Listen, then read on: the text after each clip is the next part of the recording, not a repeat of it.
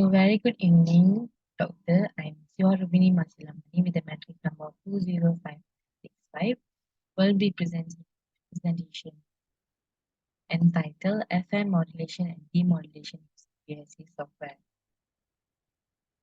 So today there will be 5 things I'll be covering in this presentation. The first one is introduction, block diagram, procedure, result, and conclusion. So moving on to the introduction, FM modulation is a technique where the frequency of a carrier wave is changed according to the amplitude of the modulated signal. This variation in frequency is used to encode information onto the carrier wave by altering its frequency. And the VSA software is a tool that enables the analysis and the visualization of different modulation schemes, including FM modulation. It allows for the extraction of relevant information from the modulation process. And then the FM demodulation is the process of extracting the original information signal from a modulated carrier wave. The VSA software is actually provide the demodulation capabilities, and it also allows us to analyze and demodulate the FM signal accurately. The software helps us in recovering back the transmitted information by the reverse engineering the frequency variation in the carrier wave and obtaining the original modulating signal.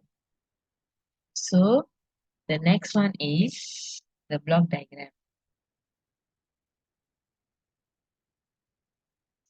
So the next one is the block diagram. For the block diagram, we got 2 block diagram. One is the FM modulator and one more is the FM demodulator. For FM modulator, we have integrator, product modulator, phase shifter. For demodulator, we have multiplier, low pass filter, and voltage controller oscillator, which is VCS. And then the procedure to obtain the result of these labs actually, first we have to use the coding provided in the lab manual. This coding is then run in Skilab software.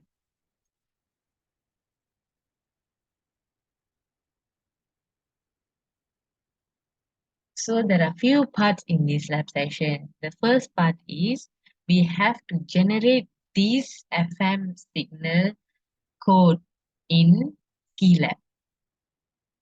The result of the simulation is shown in the result. The next part of this. So the next part is we have to record and download the FM waveform file into the 33500 series waveform generator.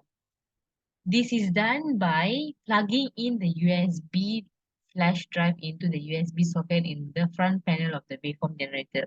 First, we have to generate this code in Skilab, and then once we get the waveform, we have to save that into a file, and then we have to transfer the file into a USB. After we transfer the file in USB, we have to plug in the USB into the front panel of the waveform generator, and then we have to open the file in the waveform generator according to the instruction given in the lab manual. And then the output signal of the FM signal is observed in the oscilloscope by keying in the instruction given in the lab manual, and the signal will display on the generator. And all of the steps are repeated for modulation index 2.5. In this code, the modulation index used is 1. For the next part, we'll be using 2.5. So the result I'll show later. And then once we transfer everything into the waveform generator, and then we have to connect the VSA software to the PC. So first we have to connect the software, the oscilloscope and the generator to the VSA software in the PC, and then we have to follow all the instruction in the lab manual to get the FM spectrum in the channel 1 of the software. So the and then we have to label the markers. First we use M equals to 1. So it will come out the side bands like this. The side bands obtained are according to the table, the Bessel table. If M equals to 1, we will get 6 side bands. For M equals to 2.5, we will get 12 side bands. So this is how the side bands will be. I'll explain later in the result. And then once we get uh, the the waveform spectrum, we have to analyze using this VSA software. So let's move on to the result. Okay, this is my simulated result. I have generated a code in MATLAB to obtain the message signal, carrier signal, and the frequency modulated signal. So this code is used, this MATLAB coding to message signal, carrier signal, frequency modulated signal, and magnitude value of FFT of M equals to 1. This is for M equals to 1. So the result obtained is the message signal, carrier signal, frequency modulated signal, and magnitude value of FFT of M equals to 1. We can see here, the last one we got magnitude value of FFT. You can see we get the result as in lab. So this is in lab and this is my simulated result. It is same. So this is the result for M equals to 2.5. We can see the sidebands as well. And this is for 2.5 from lab. So the result from lab is we can see we have the FM modulation with M equals to 1. We can see that M equals to 1 will get 6 sidebands, and we can see there are 6 sidebands over here.